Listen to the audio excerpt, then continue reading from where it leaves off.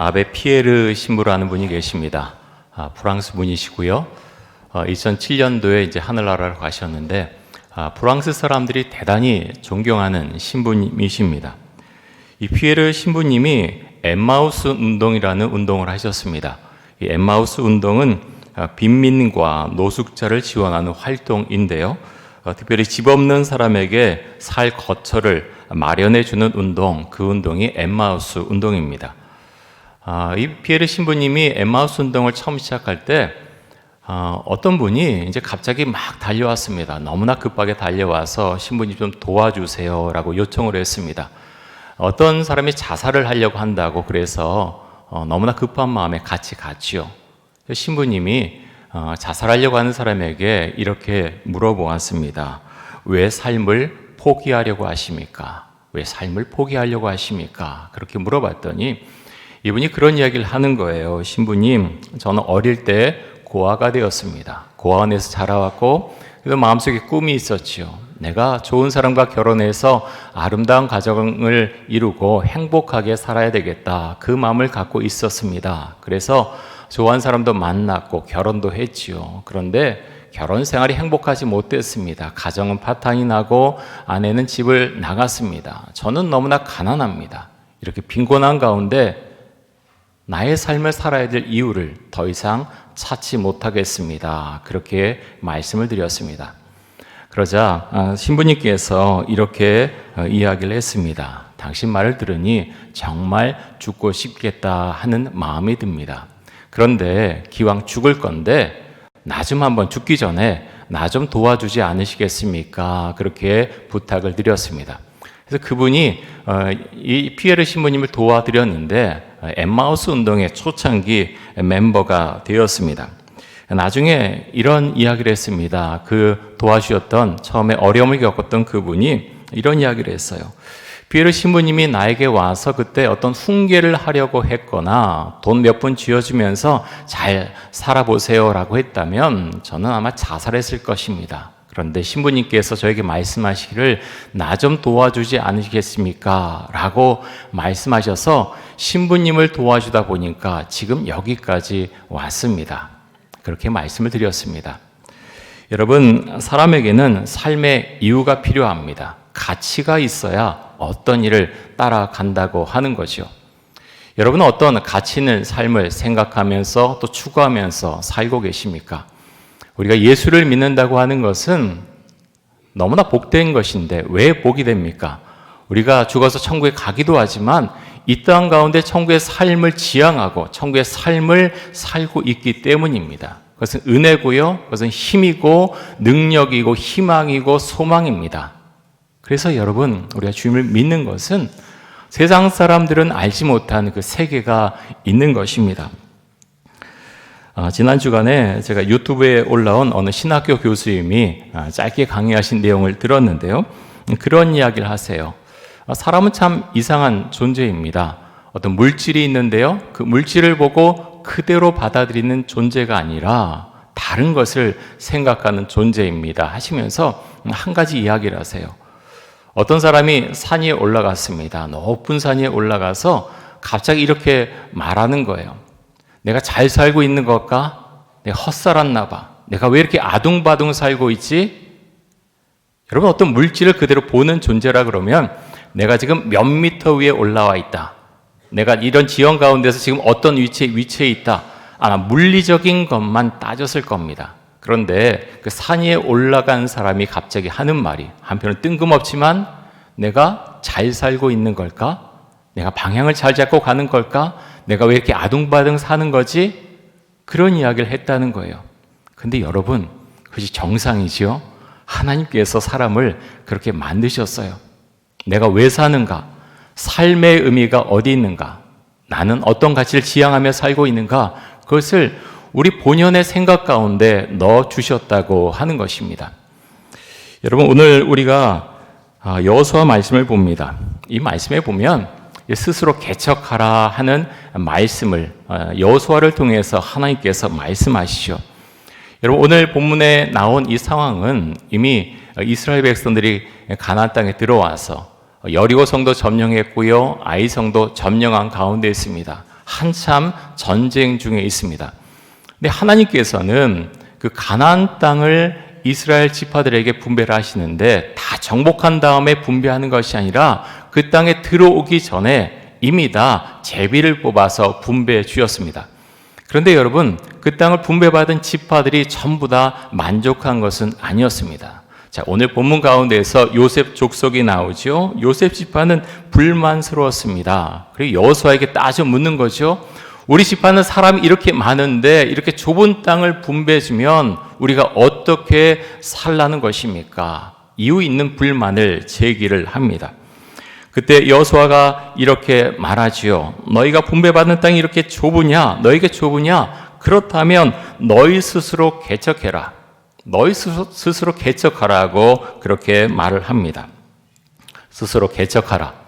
요셉 족속은 아마 불만이 있었을지 모릅니다. 하지만 그 말에 대해서 다른 의견을 내기는 어려웠습니다. 왜냐하면 그 지도자인 여호수아의 말이 맞았기 때문이죠. 여러분, 요셉 지파는 사실 하나의 지파는 아니죠. 두 개의 지파입니다. 요셉 지파는 에브라임 지파와 므낫세 지파, 이 두 지파죠. 근데 가나안 땅으로 들어오기 전에 요단강 동쪽 땅에서 므낫세 반지파는 이미 땅을 분배받았습니다. 가나안 땅, 성경에서 말한 가나안 땅은 어느 지역입니까?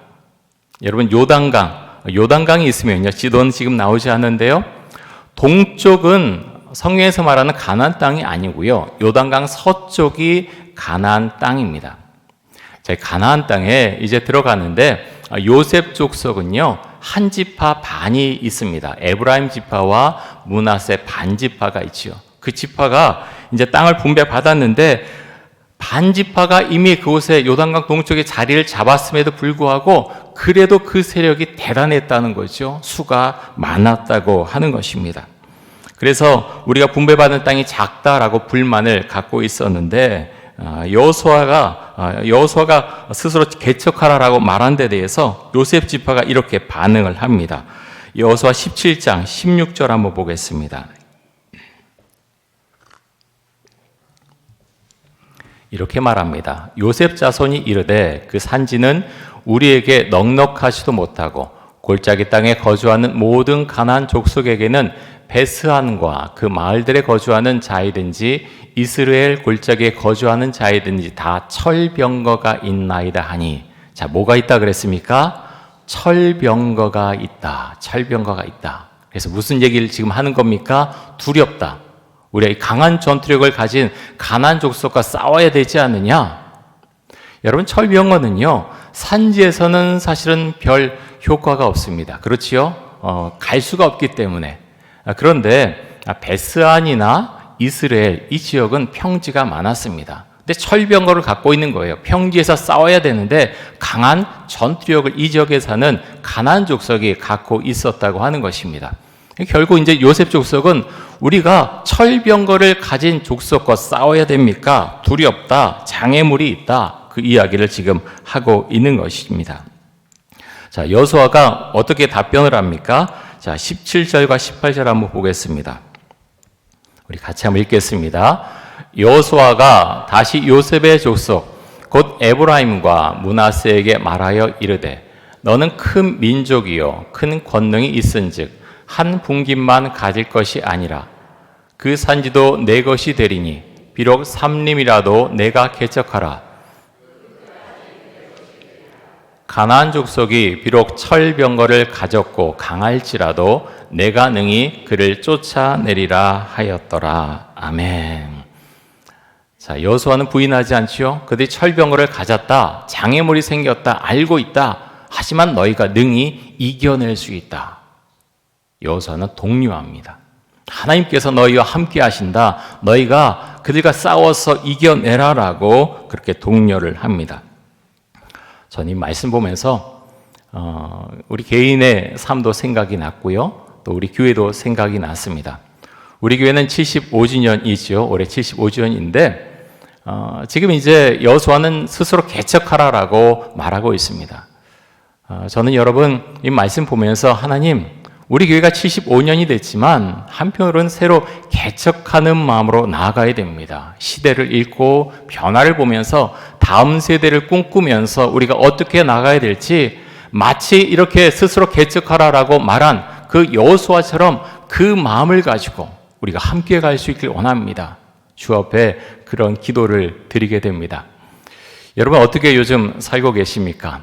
괜찮으십니까? 참 앞에 장애물들이 많지요. 사업을 새로 시작하신 분도 그렇고 직장에 다닌 분들도 참 뭔가 하나를 이루면 막 이제 신나서 기뻐하고 좋아하는데 그 다음 보면 또 장애물이 있지요. 여러분 우리가 살아가는 게 사실 다 그렇지요. 장애물이 있다고 하나님은 자 장애물 생겼으니까 납작 엎드려서 꼼짝하지 말아라 그렇게 우리에게 말씀하지는 않으십니다. 오늘 말씀에 나온 것처럼 장애물이 있느냐 철병가가 있느냐 근데 뭐가 문제냐 넘어서라 일어서라 앞으로 가라라고 우리에게 말씀을 하십니다. 여러분 우리가 이 말씀에 아멘으로 반응할 수 있기 원합니다. 두 가지 반응할 수 있죠. 장애물이 나타나면 주님 안 돼요. 저 못 건너요. 두려워서 그렇게 떨며 가지 않을 수 있습니다. 하지만 장애물이 있을지라도 주님 제가 주님을 의지하고 주께 지혜를 구하고 용기를 구하고 한번 앞으로 가보겠습니다. 여러분 우리는 혼자가 아니지요. 우리는 혼자가 아닙니다. 주님을 믿는다고 하는 것은 어떤 상상 속에서만 우리가 주님을 믿는 게 아닙니다. 현실의 삶 가운데 내가 어려움이 있을 때 주 앞에 나와서 기도하고 주께 도움을 요청하고 함께 나가는 것이죠. 요셉 족속의 이야기가 성경에 나오기 전에 여호수아 14장에 보면 갈렙에 대한 이야기가 나옵니다. 여러분 갈렙 아시죠? 많이 들어보셨지요? 여호수아 갈렙 이스라엘 백성들이 처음에 가나안 땅에 들어가기 전에 정탐꾼으로 가나안 땅을 정탐한 사람들입니다. 12명이 갔었죠. 근데 가나안 땅을 정탐하고 와서 10명의 사람들은 부정적인 보고를 합니다. 우리는 그 땅에 들어갈 수 없습니다. 안악자손이 있습니다. 우린 들어가나 마나 질 것입니다. 우리는 메뚜기 같은 존재입니다. 그렇게 보고를 했습니다. 하지만 여호수아와 갈렙은 하나님께서 이 땅을 우리에게 주셨습니다.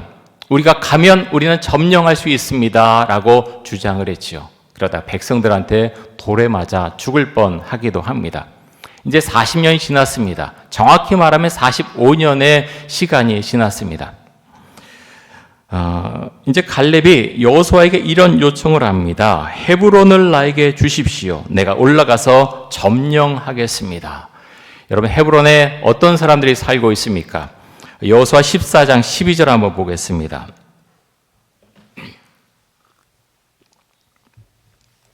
굉장히 유명한 말씀인데요. 우리 같이 한번 읽겠습니다.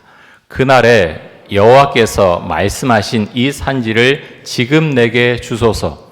당신도 그날에 들으셨거니와 그곳에는 아낙 사람이 있고 그 성읍들은 크고 견고할지라도 여호와께서 나와 함께 하시면 내가 여호와께서 말씀하신 대로 그들을 쫓아내리이다 하니.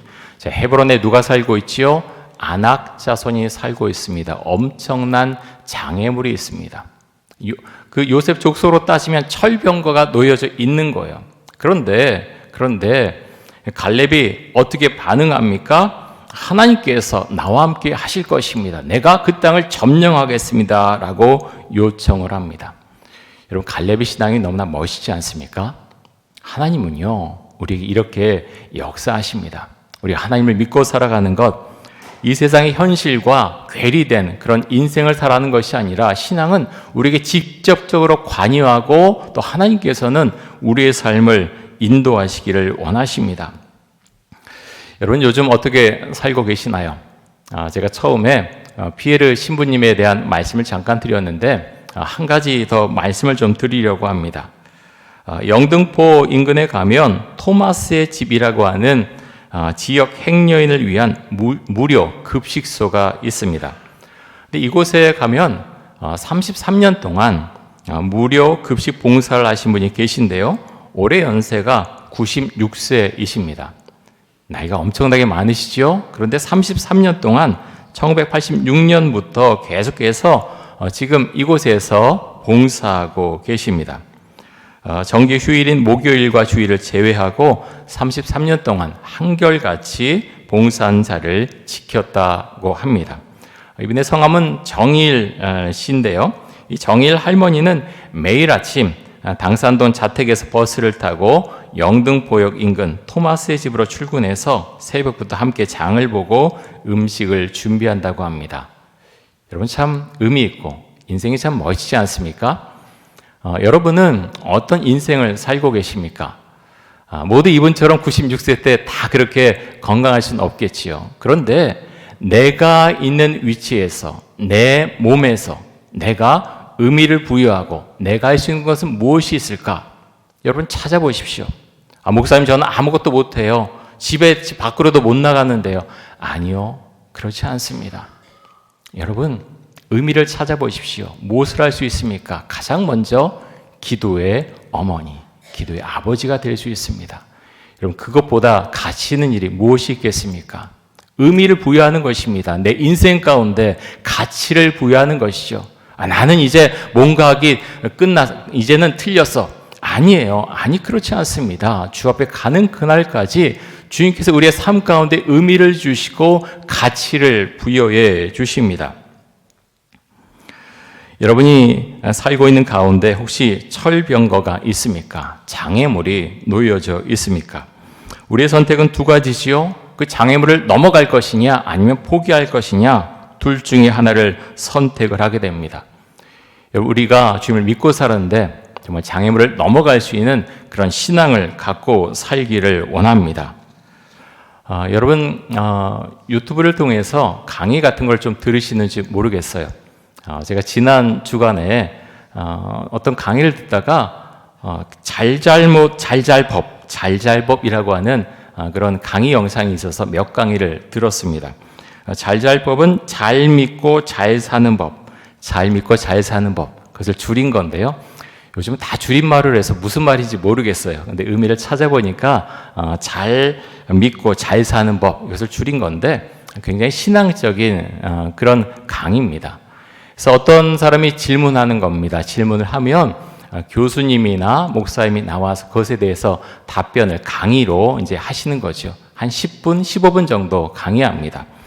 이런 질문이 하나 있었습니다. 수능을 망친 딸에게 무슨 말을 해줘야 할까요? 자, 여러분, 이번에 이제 저희가 설 연휴를 맞는데, 가족들, 친척들 모이지 않습니까? 이분의 강의 내용을 한번 들어보십시오. 제가 잠깐 말씀드리겠는데요. 그래서 필요한 말들만 서로 간에 하면 됩니다. 필요하지 않은 말은 할 필요가 없는 거죠. 수능을 망친 딸에게 무슨 말을 해줘야 할까요? 이것에 대해서 연세대학교 신학부의 김학철 교수님이 강의를 해주셨는데 이분이 처음 이런 이야기를 하세요. 제가 수능을 망친 딸에게 무슨 말을 해줘야 될까요? 이 말을 들었을 때 수능을 망친 딸들이 아니라 수능을 망칠 것도 없는 딸들에 대한 생각이 났습니다. 그런 이야기를 하세요. 이분도 고3 수험생의 아버지시더라고요. 그런데 수능을 망칠 것도 없는 딸들은 어떤 딸들이냐? 학교에 적응하지 못한 아이들, 공부가 너무 적성에 맞지 않는 아이들, 공부를 하긴 하지만 자신이 공부하는 것에 대한 보람이나 기쁨을 전혀 느끼지 못하는 아이들, 또 수능에 집중하지 못할 정도로 집안 여력이 되지 않는 아이들, 그런 아이들 생각이 났다고 말씀을 하십니다. 그러면서 그런 아이들에게 수능을 망칠 것도 없는 딸들과 아들들에게 이런 이야기를 해주고 싶다고 하셨습니다. 학교에서 적응하지 못했다고 해서 사회에서 적응하지 못하는 것은 아닙니다. 사회에서 더 적응을 잘하고 더 건강하고 더 행복할 수 있어요. 이렇게 격려의 말씀을 해주셨습니다. 또 수능을 망친 딸들에게는 이런 이야기를 해주고 싶다고 하셨습니다. 수능을 망치고 침대에 가서 혼자서 울고 있는 딸도 있을 텐데 그냥 놔두고 싶습니다. 시간이 필요하기 때문이죠. 좀 시간이 지난 다음에는 그렇게 이야기해주고 싶어요. 내가 옆에 있단다. 내가 원하면 내가 맛있는 것도 사줄 수 있어. 그리고 또 원하면 옷도 사줄 수 있단다. 정말 내가 해주고 싶은 말은 아직 아무것도 끝난 게 아니란다. 아직 아무것도 끝난 게 아니란다. 저는 참 이 짧은 그 말이지만 그 말이 참 마음속에 감동이 왔어요. 제가 수능을 망친 것도 아니지만 이 말을 들었을 때 참 멋있는 말이다. 참 좋은 말이다. 수능을 망친 딸뿐만 아니라 인생을 살아가는 우리 모두에게 참 필요한 말이다. 그런 생각을 했습니다. 여러분, 인생은 스스로 개척하는 것이죠. 하지만 혼자서 자신의 인생을 개척한다면 얼마나 외롭고 쓸쓸하겠습니까? 감사하게도 우리에게는 우리의 가족들도 있고요, 또 친한 분들도 있습니다. 혹시 그런 분들이 없는 분들도 계실 수 있어요. 그런데 참 감사한 것은 이곳에 계신 분들은 예수님을 믿는 분들이라고 하는 것입니다. 저는 예수 믿는 것이 저 상에 있는 것이 아니라는 걸 우리가 다 믿음으로 고백하면 좋겠습니다. 예수를 믿는 것은요, 외롭지 않은 것입니다. 예수를 믿는 것은 내 옆에 예수님이 항상 계신 것입니다. 예수님을 내 마음 가운데 모시고 사는 것입니다. 그래서 내 마음이 어렵고 힘들 때 그분과 이야기를 나누면서 힘을 얻는 것입니다. 여러분, 우리에게 늘 그런 은혜가 있기를 원합니다. 제가 여호수아 17장 말씀을 읽으면서 생각난 한 사람이 있습니다. 베드로입니다. 특별히 베드로가 성령을 받은 이후에 수많은 사람들 앞에서 연설하는 그 장면이 떠올랐습니다. 여러분, 베드로는 어찌 보면 큰 소리를 뻥뻥 치는 그런 사람이었어요. 굉장히 기계가 좋고 막 그렇게 힘있게 살아간 듯 하지만 한편은 겁이 많고요. 마음이 굉장히 뭐랄까요, 좀 여린 사람이었습니다. 그래서 실수도 많이 하지요. 예수님을 정말로 사랑했지만 결정적인 순간에 엄청난 잘못을 하게 됩니다. 그런데 주님께서는 그의 마음을 아시지요. 부활하신 다음에 베드로를 만나서 그 잘못에 대해서 한마디도 말씀하지 않으십니다. 왜 그랬을까요? 베드로의 마음을 알기 때문에 한 말씀도 하지 않으십니다. 단 한 가지 질문만 하시죠. 시몬아, 내가 나를 사랑하느냐? 시몬아, 내가 이 사람들보다 나를 더 사랑하느냐? 그것을 물어보십니다. 많은 시련과 아픔을 겪어오던 베드로는 성령을 받은 이후에 드디어 스스로 개척해 나가는 인생의 길을 찾게 됩니다. 베드로는 성령이 충만해서 주눅들지 않았고 수많은 사람들 앞에서 예수님에 대해서 설명하기 시작합니다. 예수님을 소개하지요. 그러자 3,000명의 사람들이 한꺼번에 물세례를 받는 놀라운 일이 일어나게 됩니다. 사랑하는 성도 여러분, 우리 인생도 이와 비슷하지 않습니까? 우리가 다른 분은, 성공한 분, 어떤 분을 보면 야, 저분은 아무 고생도 안 하고 참 평탄하게 잘 살아왔다. 혹시라도 그렇게 생각할 수 있습니다. 그런데 그분의 인생을 정말 꼼꼼하게 잘 자세히 들여다보면 다른 사람들이 알지 못했던 아픔도 있고 어려움도 있었고 장애물을 뚫고 온 어떤 시절도 있었고 참 많은 일들이 있었다는 것을 알 수가 있습니다. 사랑하는 성도 여러분, 주님께서 우리에게 주시는 말씀을 우리가 잘 기억할 수 있기 원합니다. 스스로 개척하라고 말씀하시면서 또 주께서 우리에게 이렇게 말씀하실 것 같습니다. 여기까지 오느라고 참 고생했다. 정말 고생했다. 낙심하지 말아라. 그리고 고개 숙이지 말아라. 고개 들고 살아라. 우리에게 그렇게 말씀하실 것 같습니다. 여러분, 그런데 우리가 여호수아 17장 말씀, 우리가 이 말씀 살펴봤는데요. 꼭 한 가지 잊지 말아야 될 내용이 있습니다. 무엇인가 하면 철병거가 있습니다. 근데 주님께서 너희들 힘들 것 같이 가만히 있어. 내가 다 해결해 줄게. 하나님은요, 그렇게 역사하지 않으십니다. 그렇게 말씀하지 않으시죠? 여호수아를 통해서 스스로 개척하라라고 말씀하십니다. 여러분, 우리 인생도 마찬가지죠. 갑자기 내가 가만히 있는데 갑자기 모든 게 막 쏟아져 나오는 것은 아닙니다. 하나님께서 우리 사람을 그렇게 만들지 않으셨고요. 우리 인생을 그렇게 이끌고 가지 않으십니다. 하지만 중요한 건 우리가 그 주님과 함께 간다고 하는 것입니다. 주님께서 갑자기 나타나셔서 철병거를 갑자기 제거해 주신 않으시지만 그 철병을 넘을 수 있는 지혜와 용기와 믿음을 우리에게 주신다고 하는 것입니다. 여러분, 때로는 주님께서 그 철병거를 직접 제거해 주기도 하시지요. 왜 그렇게 하십니까? 내가 그것을 제거할 능력이 없을 때, 정말 주 앞에 나와서 기도할 때 주께서 판단하시는 거죠. 근데 대부분의 경우는 주님께서 직접 제거해 주지 않고 스스로 개척하라 우리에게 말씀하십니다. 여러분, 우리가 이 말씀을 아멘으로 받아들일 수 있기 원합니다. 이제 이번 주 우리가 설 연휴 맞이하게 되는데요. 만나는 우리 가족들, 친지분들에게 참 좋은 이야기를 나눠주실 수 있기를 바랍니다. 어려움 당한 분들, 여러분, 그분들은요, 어떤 좋은 충고가 사실은 필요한 게 아니에요. 충고보다는 그분들의 이야기를 들어줄 사람이 사실은 더 필요합니다. 많이 생각하시고, 깊이 좀 생각하시고요, 마음의 여유를 가지시고, 기도하시고, 다른 가족들, 또 친지들과 만나서 참 좋은 시간 보내실 수 있기를 바랍니다. 우리 함께 기도하겠습니다.